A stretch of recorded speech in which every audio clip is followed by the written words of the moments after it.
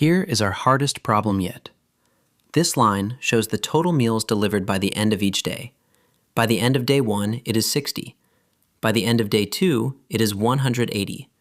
By the end of day 3, it is 260. By the end of day 4, it is 300. The drive ran in 2 phases. Phase 1 was days 1 and 2, and it ran with 5 teams.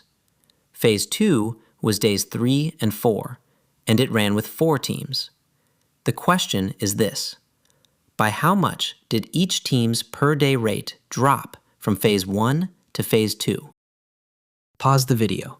This one hides a trick. No single read closes it, so be a detective. Diagnose first, then chain your moves.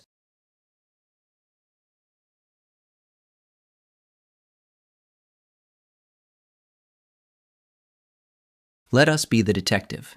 No one number on this graph is the answer. So we chain 3 moves. First, recover each phase's total. This line is a running total, so we subtract. This is the subtract for the interval move. Phase 1 ends at day 2. The total there is 180. So phase 1 delivered 180 meals. Phase 2 is day 3 and day 4.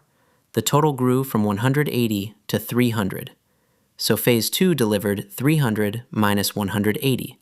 That is 120 meals. Now the second move.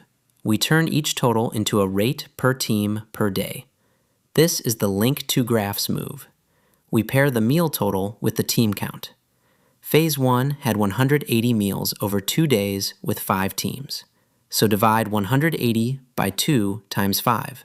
That is 180 divided by 10, which is 18 meals per team per day.